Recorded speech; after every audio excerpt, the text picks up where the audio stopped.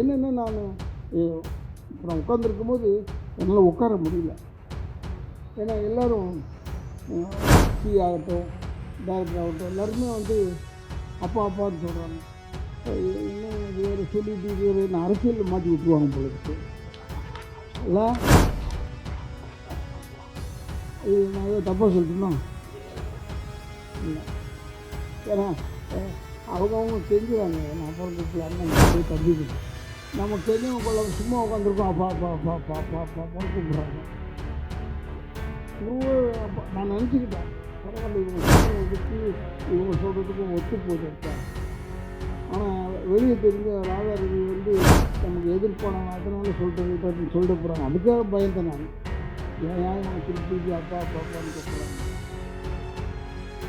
But ஒன்று தெரிஞ்சுக்கணும், சுமையை தூக்குபவன் தான் தந்தை.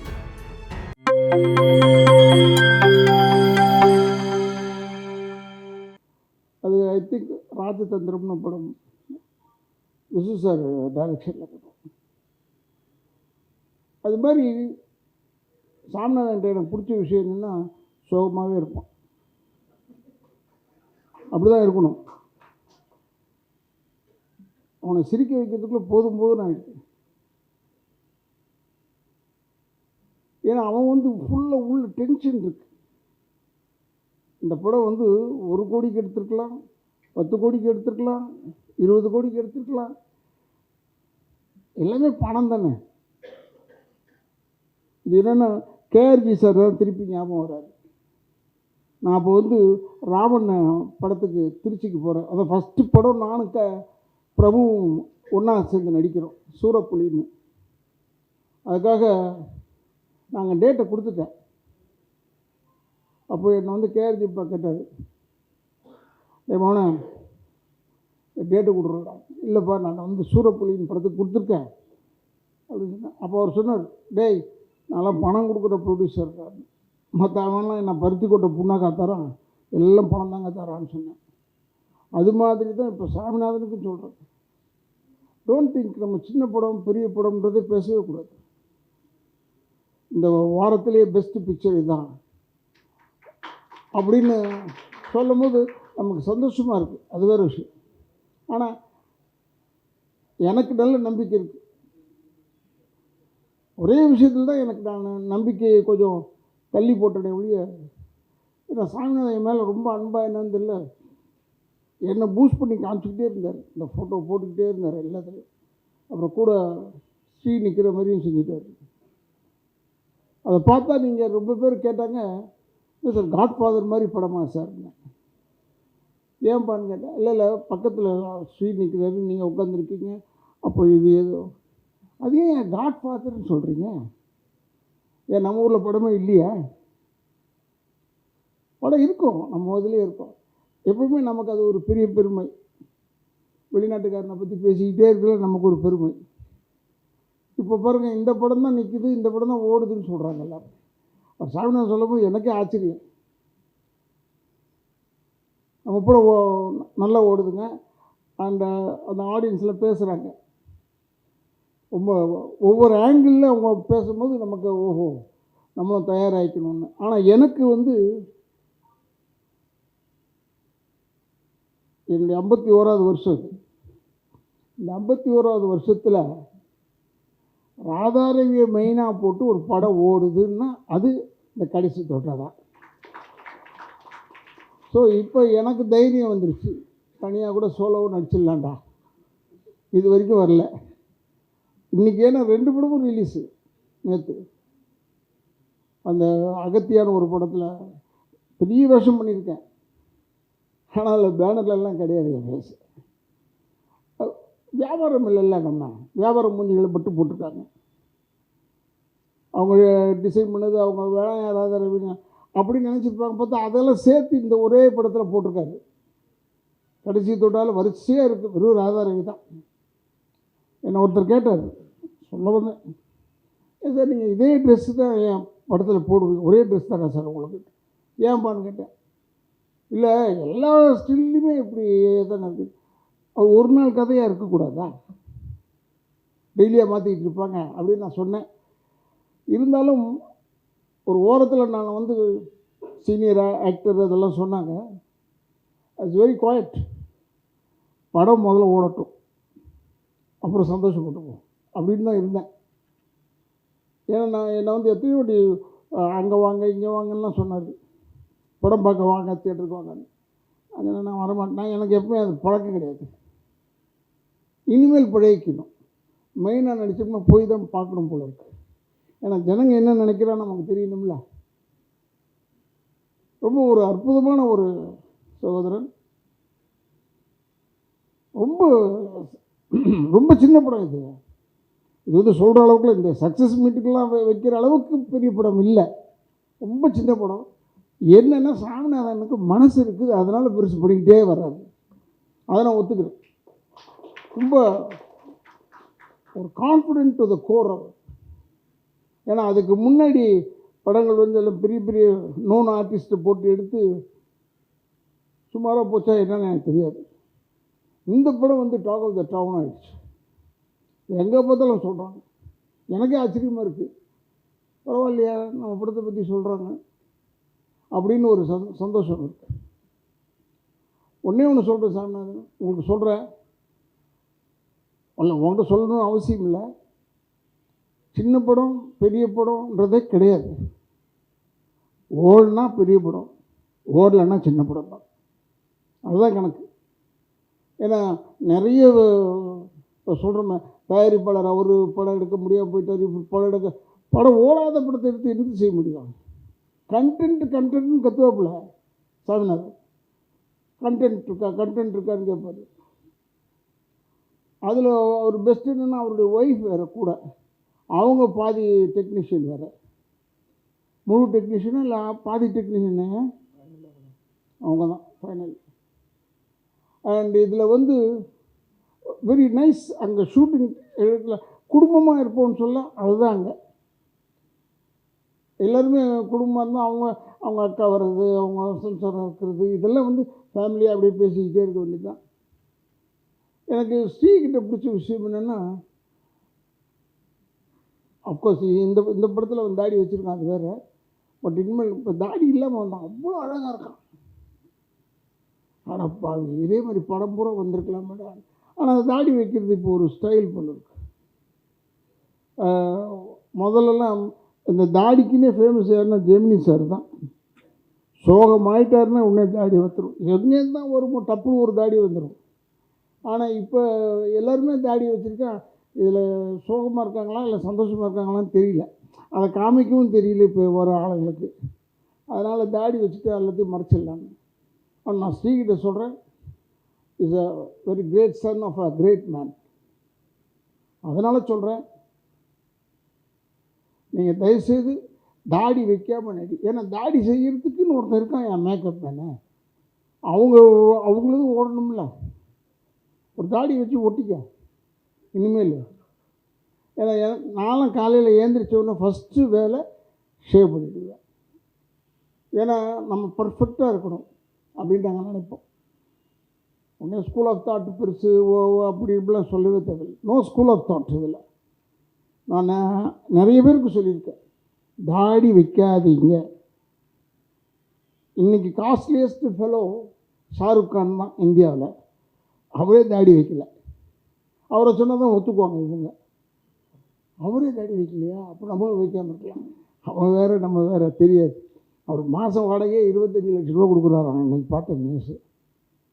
அதனால் அவருக்கு எக்ஸஸ் ஆஃப் மணி இருக்கும்போது என்ன செய்யுதுன்னே தெரியாதுன்றது நல்லா தெரியுது பார்க்கறது. அவர் அந்த 25 லட்ச ரூபா வாடகைக்கு போகாமல் ஒரு அனாதை ஆசிரமத்துக்கு கட்டி அவங்கள அதில் வளர்க்கலாம், எல்லோரும் உதவி பண்ணால் நல்லாயிருக்கும்.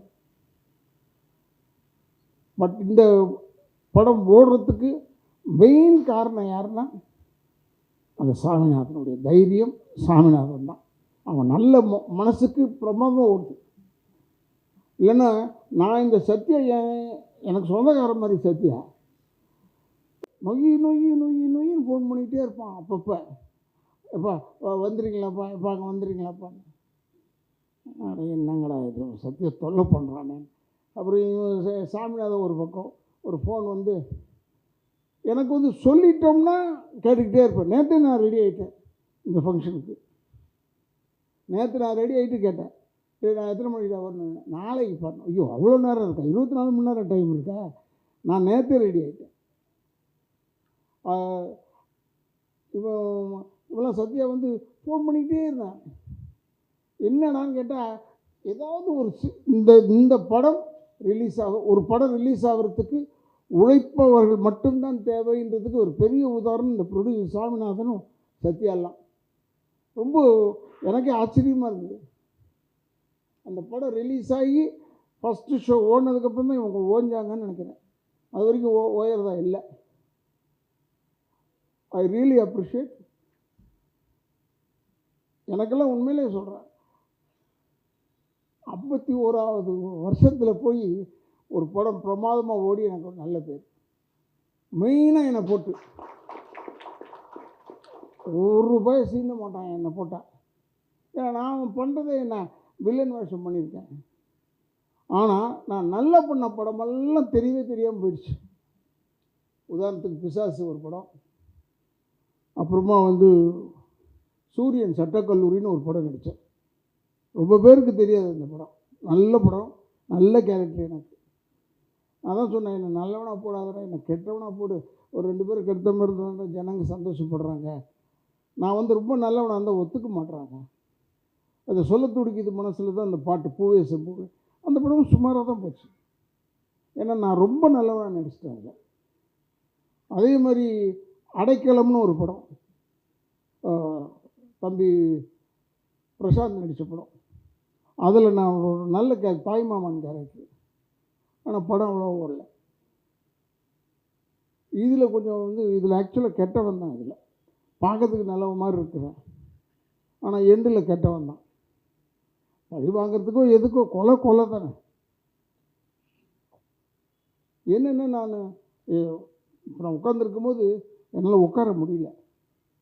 ஏன்னா எல்லோரும் ஸ்ரீ ஆகட்டும், டைரக்டர் ஆகட்டும், எல்லாருமே வந்து அப்பா அப்பான்னு சொல்கிறாங்க. என்ன இது வேறு சொல்லிட்டு இது வேறு என்ன அரசியலில் மாட்டி விட்ருவாங்க போல இருக்கு இல்லை? இது நான் ஏதோ தப்பாக சொல்லிட்டேனோ? இல்லை, ஏன்னா அவங்கவுங்க கெஞ்சுறாங்க. நான் அப்புறம் கூப்பிடு, அண்ணன் கூப்பிடு, தம்பி கூப்பிடு. நம்ம கெஞ்சவங்க கொள்ள சும்மா உட்காந்துருக்கோம், அப்பா அப்பா அப்பா அப்பா அப்பா அப்பா அப்பான்னு கூப்பிட்றாங்க. அப்போ நான் நினச்சிக்கிட்டேன், பரவாயில்ல இவங்க சொல்கிறதுக்கு இவங்க சொல்கிறதுக்கும் ஒத்து போகுது இப்போ. ஆனால் வெளியே தெரிஞ்ச ராதாரவி வந்து நமக்கு எதிர்ப்பானவன், அதனால் சொல்லிட்டாருன்னு சொல்லிட்டு போகிறாங்க. அதுக்காக பயந்தேன் நான். ஏன் இவங்க திருப்பி அப்பா அப்பா அப்பான்னு கூப்பிட்றாங்க. பட் ஒன்று தெரிஞ்சுக்கணும், சுமையை தூக்குபவன் தான் தந்தை.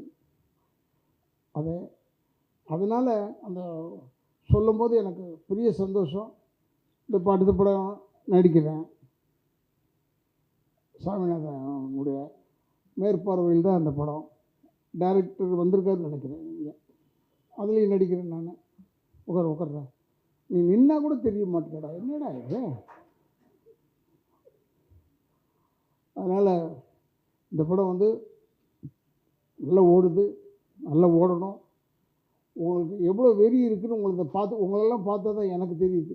என்ன கூட சொன்னாங்க, எல்லா ப்ரொமோஷனுக்கும் வராரு அவர். நான் ஃப்ரீயாக இருந்த டெஃபினட்டாக வருவேன். இன்னும் ப்ரொமோஷன் வந்து தான் நான் ஆகணும்.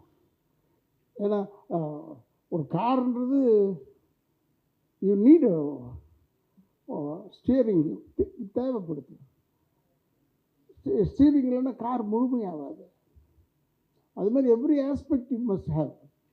சொல்லுவாங்க எல்லோரும், டிரைவரே இல்லாத கார் ஓடிட்டுருக்கு ஃபாரின்ல எல்லாம். எத்தனை இடத்துல ஓடுதுன்னு காமிக்க சொல்லு முடியாது. அது மாதிரி உங்களுக்கு அந்த ஒரு ஸ்பிரிட் வேணும். இந்த ஸ்பிரிட்டோடு நம்ம அடுத்த படமும் எடுக்கணும். நான் நவீன்கிட்ட கூட இப்போ சொன்னேன், இந்த ஸ்பிரிட்டோடு வேகமாக ஏதாவது பண்ணுறதா இருந்தால் அடுத்தது ஒன்று பண்ணிவிடு. ஏன்னா சினிமாவில் மட்டும் படுக்கும்போது கூட காலை ஆட்டிக்கிட்டே தூங்கணும். கால் ஆட்டாமல் தூங்கணும், போயிட்டான் போல இருக்குன்னு வேற ஆளை போட்டு போயிடுவாங்க. அது இப்போ எல்லாருமே சொல்கிறாங்க. நான் பார்த்தேங்க, நிறைய படம் பார்த்துட்டேன். எனக்கு ஒரு படம் மண்டையில் ஏறல. யார் நடிகர்னு தெரியல எனக்கு. ஃபஸ்ட்டு பாயிண்ட், கொஞ்சமாக தெரிஞ்ச நடிகர்கள் 2 பேரை போடலாமுன்னா இல்லை இல்லை இல்லை அப்படின்னு. இது எப்படின்னா தானு சார் படத்தில், நான் அந்த பேரை சொல்கிறேண்ணே, தானு சார் படத்தில் ரஜினி சார் வச்சு கபாலி தான் எடுத்தார். ரஞ்சித்துடைய ஃபர்ஸ்ட் படம் கபாலி. அந்த படம் எடுக்கும்போது நான் தானு சார்கிட்ட எப்பவுமே நல்லா பழகும்போது கேட்பேன். ஏன்னா எனக்கு நடிக்க மட்டும்தான் தெரியும். கேமரா முன்னாடி நடிப்பேன், நல்லா நடிப்பேன். அப்புறமா எல்லாம் ஃப்ரெண்ட்ஸ் ஆகிடும். நான் கமலஹாசன் மாதிரி எல்லா லைனும் கற்றுக்க மாட்டேன். அவன் உண்மையான அறிவாளி, அவன் பொறுமையாக எல்லாத்தையும் கற்றுக்கிட்டு அவ்வளோ செய்கிறான். நமக்கு அந்த வேலை கிடையாது, வெறும் நடிப்பு தான். வெறும் நடிப்பு இருக்கிறதும் நல்லது தானே. ஒன்று தெரிஞ்சால் போதும் நமக்கு. நிறைய தெரிஞ்சு உள்ளே போட்டுக்கிட்டு நம்மளால் அவஸ்தைப்பட முடியாது. நான் என்னை கூட சில பேர் கேட்டாங்க, ஏங்க நீங்கள் டைரக்டர் ஆகலையான்னு. ஆயிருப்பேன், பட் கொலை கேஸில் உள்ளே போயிடுவேன், பரவாயில்லையான்னு கேட்டேன். ஏன்னு சொன்னாங்க. சரியாக நடிக்கலாம் கோவம் வரும், எதுக்கு இது தொல்லை, பெஸ்ட்டு நடிகனாக இருக்கிறது தான் பெஸ்ட்டு. டைரக்டர் ரொம்ப கஷ்டமான விஷயம். நவீன்லாம் என்கிட்ட அதாவது என்னை நினச்சிக்கிட்டு இருப்பான், மாட்டிட்டு தவிப்போமோன்னு. நான் ஒன்றுமே பேசவே இல்லை. ஸ்டார்ட் கேமரான்னு ஆக்ட் பண்ணுவேன், கட்டுன்னு போய் உட்காந்துருவேன். எங்களை நல்லா கவனிச்சுக்கிட்டாப்புல சாமிநாதன். என்ன ஒன்றுன்னா 4 நாளைக்கு கேட்டு 2 நாள் தான் யூஸ் பண்ணி அனுப்புவார். 2 நாள் இங்கேருந்து கொடைக்கானல் போயிட்டு வருவேன், அப்புறம் திருப்பி விட்டுதான். பட் நீங்கள் ஒன்று தெரிஞ்சுக்கணும், உங்ககிட்ட சொல்கிறேன், இப்போ கூட பேசும்போது சொன்னீங்க, இந்த படத்தில் தான் எனக்கு கால் ப்ராப்ளம் ஆகி 2 முட்டியும் ஷூட்டிங்கை கேன்சல் பண்ணிட்டு வந்துட்டேன். இது என்னுடைய 51 வருஷத்தில் படமே ஷூட்டிங் என்னால் கேன்சல் ஆனது கிடையாது. தான் ஃபஸ்ட்டு டைம் நான் சொன்னேன். ஒரு 2-3 நாள் என்னால் முடியல வந்து ஆப்ரேட் பண்ணிக்கிறதுக்கு முன்னாடியே ஷூட்டிங்கை முடிச்சிட்டேன். ஏன்னா இதில் தான் இந்த படிக்கட்டு ஏறாமல் முடியாமல் பண்ணதெல்லாம் வந்து சாமிநாதன் தான் காரணமே. சாமிநாதன் தான் படிக்கட்டில் இப்போ டக்குன்னு ஏற முடியல, அதை பிடிச்சி தான் ஏறணும். ஏன்னா அதை பார்த்தா நம்மளால உடனே ராதாரவி தாங்கி ஏறி வந்தார், நடக்க முடியாமல் இருக்கார், எப்படியாவது என்னை கெடுத்துடணும், சினிமாவில் வரக்கூடாதுன்னு நினைக்கிறாங்க. நான் என்ன செய்ய முடியும்? நான் தான் சொன்னேன், டபி யூனியன் எலெக்ஷன் அப்போ தான் அந்த கால் ஆப்ரேஷன் ஆகி க்ரச்சஸோடு போனேன் உள்ள. இது ஒன்றும் சாவலியாடாங்க ஒருத்தன் கேட்டான். அதாவது என்னுடைய சாவில் ஒருத்தர் சந்தோஷப்படுறான் பாரு. ஏன்னா நான் தொந்தரவாக இருக்கிறேன்னு நினைக்கிறேன், அவனுக்கு சிரமமாக இருப்பேன்னு நினைக்கிறேன். நான் ரொம்ப சிரமமானவன் தான். பக்காவாக இருக்கணும், கரெக்டாக இருக்கணும், எல்லாம் கரெக்டாக இருந்தால் எல்லாம் நல்லது. அது மாதிரி எல்லாம் கரெக்டாக இருந்தது, படம் சக்ஸஸ் ஆகிடுச்சு. இந்த படத்தை இந்த கடைசி தொட்ட படத்தை பெருசாக எடுத்திருந்தா நிறைய செலவு பண்ணி ஒரு 10 கோடியோ 20 கோடியோ எடுத்திருந்தால் இந்த அளவுக்கு ஓடாமல் இருந்திருக்கும். இப்போ ஓடுது. ஏன்னா எது தேவையோ அதை மட்டும் எடுக்கிறோம். அப்போ ஒரு சின்ன படம் சொல்கிறோம், சின்ன படம், அது பெரிய படம், சின்னது பெருசுதான் கிடையாது. இப்போ இனிமேல் இது பெரிய படம் தான். இப்போ யாசர் பேசும்போதெல்லாம் சொன்னானே, ரவி சார்கிட்ட நாங்கள் எனக்கு உண்மையாக அடையாளம் தெரியல இந்த பேரை, அதனால தான் வீட்டுக்கு வரான்னு சொன்னேன். ராட்சசன் படத்தில் நடிச்சிருக்கேன் சார் சொன்னான். எதில்டா நடிச்சிருக்கேன்? ராட்சசனா? எங்கே வந்தேன் சார்? இந்த சின்ன பையன் அவரில் இந்த இதெல்லாம் போட்டுக்கிட்டு அவன் நான் தான் சார். அடப்பாவி, ஓ மூஞ்சாடா இது, எவ்வளோ அழகான ஒரு முகம், அதை மறைச்சிக்கிட்டு வந்துருக்கு இடம் திட்டினேன். அதுலேருந்து ஐ திங்க் அவன் வந்துடுவான்னு நினைக்கிறேன். கண்ணுக்கு நல்லா பிரைட்டாக இருக்கு, பெரிய லெவலில் வருவான்றது எனக்கு ஒரு நம்பிக்கை. இப்போ ஸ்ரீ வந்து முதலே சொல்லிட்டு போயிட்டான், அமரன் படத்தில் நடிக்கிறதுக்கு நான் போகிறேன்னு, அதெல்லாம் முடிச்சுட்டு தான் வருவேன். ஏன்னா அங்கே அது ரொம்ப பெரிய பெரிய படம். இன்னொன்று it's a very good film Amaran. அதில் ஸ்ரீக்கெல்லாம் நல்ல ரோலு. அதுக்கு மேலே ஏன் இதுக்கு மேலே இல்லையே ஸ்ரீன்னு நினச்சோம்னா, அப்போது வந்து அந்த சாய் பல்லவிலாம் எடுத்துருக்கணும். சாய் பல்லவிலாம் நடிச்சு நான் எல்லோரையும் நடிக்க வைக்கணுமே, அதனால தான் கொஞ்சம் கொஞ்சம் அப்படி பிரித்து கொடுத்துருப்பாங்க. But you done very well. இது உனக்கு இதுவும் ஒரு சக்ஸஸ் படம். இனிமேல் ஸ்ரீ அடுத்த படத்தில் போட்டு தான் ஆகணுன்ற லெவலில் கொண்டாந்துட்டான். ஏன்னா ஒரு படம் ஓடிடுச்சு, இன்னொரு படம் ஓடிடுச்சுன்னா அடுத்தது கொண்டாந்துருவாங்க. இப்போ நான் கூட தைரியமாக இருக்கிறேன். கொஞ்சம் கேப், ஒரு 1.5 வருஷம் கேப் விட்டுட்டேன் சினிமாவுக்கு. இப்போ சொன்னால் கேட்குறாங்க, ஆனால் நல்லா ஆயிட்டீங்களாண்ணே. ஓ, அப்போ எல்லாருக்கும் தெரியுது உடம்பு சரியில்லைன்னு. ஆனால் நல்லானது மட்டும் தெரியல பாரு யாருக்குமே. நல்லது தெரியக்கூடாது, அதுக்காக சொல்கிறேன்.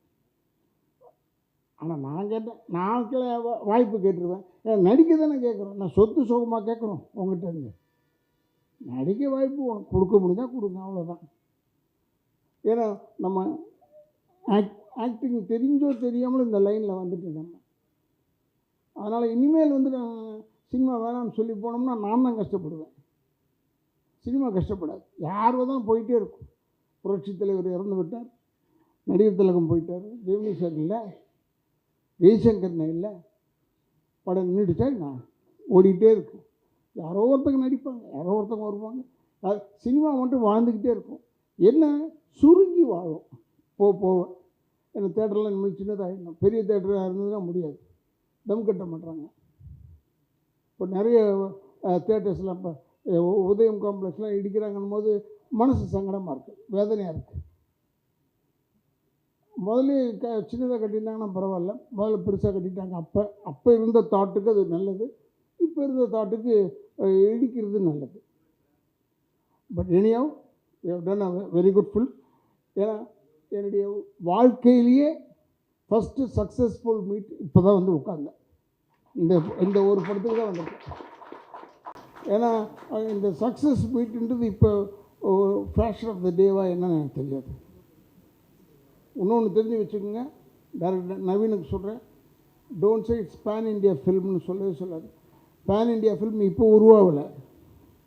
இப்போ போய் அந்தந்த ஸ்டேட்லேருந்து ஒவ்வொருத்தராக கூப்பிட்டு பண்ண சொல்கிறாங்களே, அது அல்ல, அது பேன் இண்டியா அல்ல. ஏன்னா அதுக்கு முன்னாடி பேன் இண்டியா பண்ணியாச்சு. நாகேஸ்வர ராவ் நடித்தார், முதல்ல தமிழ் படத்தில் நடித்தார், அப்புறம் தெலுங்கு படத்துலேயும் நடித்தார், அது பேன் இண்டியா தான். என்டி ராமராவ் நடிச்சிருக்காரு, அதுவும் பேன் இண்டியா தான். ஏன் ராஜ்குமார் சார் நடிச்சிருக்காரு, அதுவும் பேன் இண்டியா தான். வேறு ஸ்டேட்டுக்கு போய் ஆளை போட்டாலும் பேன் இண்டியா தானே. அதனால் இப்போ ஒரு புது புது வார்த்தைங்க வந்துருச்சு, பேன் இண்டியா. 90 கிட்ஸ்ன்னு கேட்குறாங்க என்ன, 90 கிட்ஸுக்கு புரியணும் சார்னு. யார் அவன் 90 கிட்ஸ், யார் அதுன்னு கேட்டேன். இல்லைங்க 90ல் பிறந்தீங்களான்னு. 90ல் பிறந்துட்டு அவங்களுக்கு இதெல்லாம் தெரியாதா? அவங்கக்கிட்ட நம்ம கற்றுக்கிற லெவலில் இருக்குது அந்த 90 கிட்ஸு. அப்போ அவர் எஸ் ஆகிட்டாருன்னு சொல்கிறாங்க. என்னென்னா எஸ்கேப்பா, அது எஸ் ஆகிட்டாருன்னு. இதெல்லாம் இப்படிலாம் சுருக்கி இறுக்கி பேசுகிறது உங்களுக்கு சந்தோஷமாக என்னன்னு தெரியாது எனக்கு. தயவுசெய்து எல்லாரும் மொழி வந்து எல்லாருக்கும் புரிகிற மாதிரி தான் நான் தமிழில் தானே பேசுகிறோம். ஸோ உங்களை ஒன்றும் தொந்தரவு பண்ண வேணாம், தமிழில் பேசு, அதில் பேசாது, இதில் பேசாதுன்னு சொல்ல தேவையில்லை. பட் எது எப்படி இருந்தாலும் அற்புதமான படம். இந்த கடைசி தோட்டா படம் it's a good, very good film. அதாவது இவ்வளோ ஷார்ட் அண்ட் ஸ்வீட்டாக எடுத்திருக்காருன்றதுனால தான் சாமிநாதன் சொன்னேன், அடுத்து நான் கூட படம் பண்ண போகிறேன்டா, இப்போ நீ வந்து தான் எனக்கெல்லாம் செஞ்சு கொடுக்கணும்னு சொன்னேன். ஏன்னா இது எப்படிலாம் போய் இல்லை கொஞ்சம் வாங்கி உங்கள் சம்பளத்தை கேட்காதீங்கப்பா, இவ்வளோண்டு வாங்கிக்கிங்கன்னு சொல்கிறேன்ல, அது மாதிரிலாம் எல்லோரையும் சொல்லி எனக்கு ஃபிக்ஸ் பண்ணி விடு.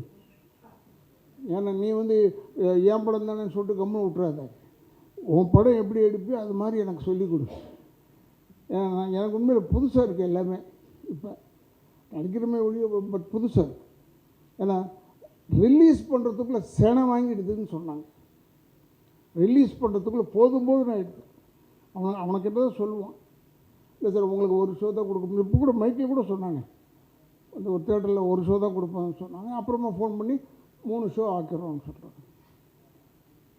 நான் இப்போவும் சொல்கிறேன், இந்த பெரிய படம் ஓடுது, அது சின்ன படத்தால் தான் பெரிய படத்தால் தெரியும். படம் ஓடணும், அவ்வளோதான். படம் ஓடினா இப்போல்லாம் 3 நாள் ஓடினா பெருசு இல்லையா, வெற்றி தானே உங்களுக்கு. ஏன்னா நான் பார்த்தேன், இந்த அவமானமான ஒரு விளம்பரத்தை பார்த்தேன், வெற்றிகரமான 2வது நாள்னு போட்டான். போச்சுடா, நல்ல வேலை நம்ம முடிகிற தருவாயில் இருக்கும் போது இது மாதிரி போடுறாங்க பேப்பரில். ஏன்னா நான் வந்து 25 நாள், 50 நாள், 100 நாள், 125, 200 நாள், 250 நாள்லாம் பார்த்துட்டு 2 நாள் வெற்றி நடை போடுகிறது 2வது நாள், 2வது நாளுக்கு போயிட்டு ஒருத்தர் சக்ஸஸ், அது 1/4 பேஜ் விளம்பரம் வேறு. அதெல்லாம் பார்த்தோட கொஞ்சம் மனசு வேதனையாக தான் இருக்குது. இல்லை ஜனங்க உள்ளே வர மாட்டாங்க. எதில் உள்ளே வர மாட்டாங்கன்னு கேட்டால் அன்றைக்கி ப்ரொடியூசர் கவுன்சிலில் கூட தகராறு தான். இல்லை சார் பாப்கார்ன் விலை ஏற்றிட்டான், காஃபி விலை ஏற்றிட்டான். நான் சொன்னேன், நீ டிக்கெட் வாங்கிட்டு வரையே எதுக்கு வர? படம் தானே பார்க்க வர. அப்படியே போய் அலைஞ்சிக்கிட்டு பாப்கார்ன் வாங்குற, காஃபி வாங்குற, அதை வாங்குற, அதெல்லாம் வாங்காத. அதெல்லாம் விட்டுட்டு வா. அதை விட்டுட்டு வந்தால் நம்மளது நல்லபடியாக போகும்ப்பா படங்கள்லாம். கேடுகட்ட தமிழ்நாட்டில் மட்டும்தான் இப்படி. தமிழ்நாட்டில் மெட்ராஸ் மட்டும்தான், பெரிய சிட்டிஸ் தான் இப்படி. போய் செங்கல்பட்டுலாம் பாரு, நல்லா ஓடுது படம். நம்ம படங்கள்லாம் பிரமாதமாக ஓடுது செங்கல்பட்டுலலாம். ஏன்னா இன்னும் ஜனங்க தலையில் உட்காந்துட்டே பார்க்குற லெவலில் தான் இருக்காங்க. சில இடத்துல, சில ஊரில், ஒரு சில ஊரில் அப்படி கிடையாது. அங்கே மாட்டிக்கிறாங்க. அங்கே இந்த பாப்கார்ன் முக்கியமாக போயிடுது, படம் முக்கியமாக போகல உங்களுக்கு. அதனால் இனிமேல் தயவுசெய்து உள்ளே வரும்போது கும்பிட்டுட்டு சொல்லுங்கள், தயவுசெய்து பாப்கார்ன் வாங்காதீங்க, படம் பாருங்கள். படம் வித்தவுட் இன்டர்வல் படம் ஓடிச்சுன்னா சக்ஸஸ் ஆகிடும்னு நினைக்கிறேன். ஏன்னா அந்த இன்டர்வல் விடுறதுனால தான் தொல்லை. ரிலாக்ஸ் பண்ணவே வைக்கக்கூடாது ஜனங்களை என்று சொல்லி, எனக்கு தெரிஞ்சது பூரா சொல்லிவிட்டு அப்படி இப்படி கொஞ்சம் கொஞ்சம் அப்படி இங்கே அங்கேன்னு சொல்லியிருக்கேன். அது என்ன திருச்சி போடுறாங்களோ போடட்டும். எப்படி இந்த அப்பா வந்துடும் நினைக்கிறேன். அப்பா மட்டும் வந்தாகணும். ஏன்னா கொஞ்சம் நஞ்சம் நாங்கள் நெருங்கி இருக்கலாம்னு நினைக்கும் போது நீங்கள் எப்படி போட்டு எங்களை பிரித்து விட்டுருவீங்க. அது கரெக்ட், ஐ டூ அக்செப்ட். ஏன்னா எனக்கு உண்மை அது ரொம்ப ஒரு ஆச்சரியமாயிடுச்சு.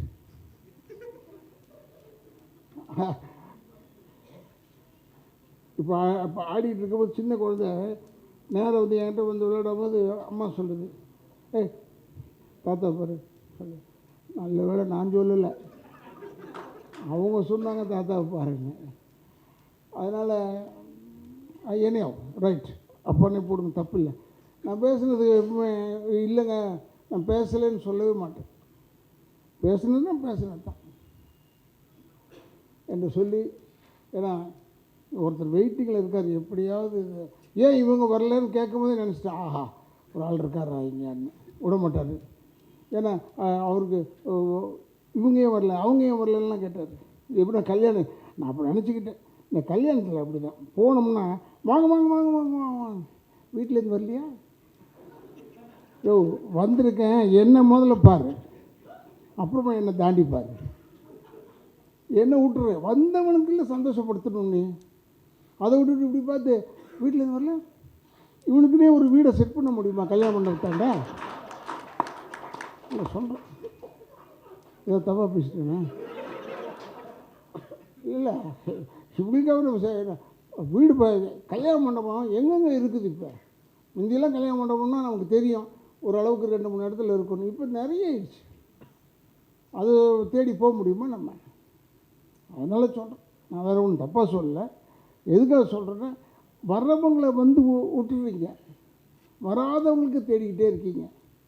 அதனால தான் சொல்கிறேன் அந்த சகோதரனுக்கு, ஏன் அவருங்க வரல, ஏன் சார் இல்லை சார், சாரி சார். என்னென்னா அவர் தொடர்ச்சியாக எல்லா படம் ப்ரெஸ் மீட்லேருந்து எல்லாத்துக்குமே எல்லாரையும் சப்போர்ட் பண்ணுறாரு, எல்லார்கிட்டையும் சொல்கிறாரு என்னென்னா எனக்கு எல்லோரும் சப்போர்ட் பண்ணுறாங்கன்ட்டு. ஆனால் படம் ரிலீஸ் ஆகிறதுக்கு முன்னாடி அவர் ரொம்ப வருத்தப்படுறாரு. என்ன வருத்தப்படுறாங்க, யாரும் சப்போர்ட் பண்ண மாட்டாங்கன்ட்டு. ஸோ அந்த கேள்வி கண்டிப்பாக நான் கேட்டே ஆகணும். ஏன்னா நாங்கள் நீங்களாம் வரீங்கன்னு சொல்லிட்டு தான் நாங்கள் வரோம். ஆனால் நீங்கள் வராத போது எங்களுக்கே ஏமாற்றம். ஆஃபீஸில் போய் நிற்கும் போது ஏன் அவங்க ஃபுட்டேஜ் நீங்கள் ஏன் எடுக்க முடியலன்னு கேட்குறாங்க, என்ன எங்களை கேட்குறாங்க. ஸோ நாங்கள் என்ன பதில் சொல்கிறது, அதனால தான் இந்த கேள்வி கேட்குறோம். இல்லை கரெக்ட், நீங்கள் கேட்குறதுலாம் கரெக்ட் தான். ஆனால் வர்றவங்கள விட்டுறீங்களேன்றதான் வருத்தம் சார். உங்களை நான் வரேன்னு சொல்லலையே சார், ஃபஸ்ட்டு உங்களை வாழ்த்துக்கணும் சார் சொன்னேன் நான். இல்லை உங்களை சொல்லலை, பொதுவாகவே கல்யாணத்தில் சொன்னதை சொல்கிறேன். நான் இங்கே இருக்கிறவங்கள சொல்ல, உங்களை சொல்லலையே. நான் சொன்னது கல்யாணத்துலலாம் யூஸ்வலாக இங்கே இப்பவும் கல்யாணத்தில் நடக்குது. அது இல்லைன்னு சொல்லுங்கள், வந்தவங்களை விட்டுருவாங்க, வராதவங்களை தேடுவாங்க. அதுக்காக சொல்கிறேன்.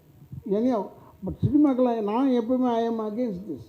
இந்த ப்ரொமோஷனுக்கெலாம் வந்தாகணும்னு சொன்னதுனால தான் ஒரு விஷயத்தில் மாட்டிக்கிட்டேன். என்ன சார் நீங்கள் அவங்க வரலன்றதை கேட்குறீங்களான்னு கேட்டாங்க. எனக்கு அவங்க வந்தால் என்ன, அவன் வரலன்னா எனக்கு என்ன, ஏன் வரலன்னு ப்ரொடியூசர் கேட்குறாரு, போய் அவருக்கு போய் பதில் சொல்லு. பணம் கொடுத்தவன் அவன் பாவம். எதுக்கு நான் சொல்கிறேன்னா, இந்த ப்ரொமோஷன் இதெல்லாம் செஞ்சது தான் ஃபுல்ஃபில்மெண்ட் ஆஃப் அ ஃபில்ம். என்னை மதித்து கூப்பிட்றாங்க, நான் வந்துடுறேன். என்னை கூப்பிடலன்னு வரமாட்டேன். நீங்கள் தான் கேட்டுக்கன்னு நினைக்கிறேன். இதுக்கு பணம் எங்கன்னா வாங்குறாங்களான்னு சொல்கிறேன். வாங்குறாங்க. ப்ரொமோஷனுக்கு வந்தவங்க வாங்குறாங்களான்னு தெரியாது. அது நடித்தவங்க வந்தால் வாங்குறாங்களான்னு தெரியாது. நடிக்காதவங்க வராங்கன்னா பணம் கொடுக்குறாங்க. யார் யாருன்னு உங்களுக்கு தெரியும். நான் சொல்லணும்னு அவசியம் இல்லை. ஏன்னா எனக்கே தெரியும் போது உங்களுக்கு தெரியாமல் இருக்குமா? ஈஸியாக தெரியும். அதனால் அது ஓகே, அது எப்படி இருந்தால் நம்ம கேட்டேன். ஏன்னா நான் என்ன சொல்கிறேன்னா, உண்மையிலே இந்த மாதிரி சின்ன படங்கள், இன்னும் உங்கள் பிரகாரம் இது சின்ன படங்கள் ஓடுது, உங்களுக்கும் லாபம் வருது, போட்டவங்களுக்கும் லாபம் வருது. ஸோ அந்த பேலன்ஸ் பண்ணி எடுக்கக்கூடிய சாமிநாதன் மாதிரி ஒரு ஆள் வேணும். இல்லைன்னா அது கஷ்டம். எங்களெலாம் நல்லா தங்க வச்சார், நல்ல சாப்பாடு எல்லாம் கரெக்டு. ஆனால் நாள் மட்டும் டக்குன்னு ஒரு 2 நாள் ஆக்கிடுவார். 5 நாள் வாங்கி 2 நாள் ஆக்குவார். அது அவங்ககிட்ட சொல்லிடுவார், நவீன்கிட்ட.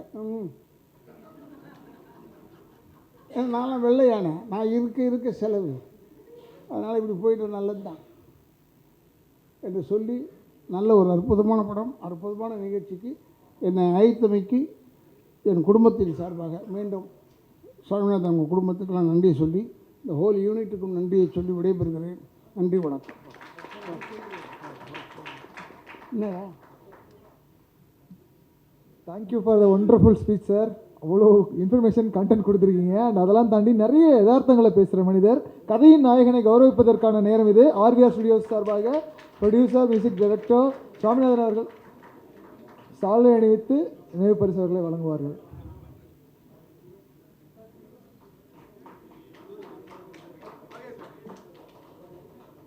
Sir thank you so much sir. Sir நீங்கள் ஸ்டேஜில் இருங்க. அண்ட் இந்த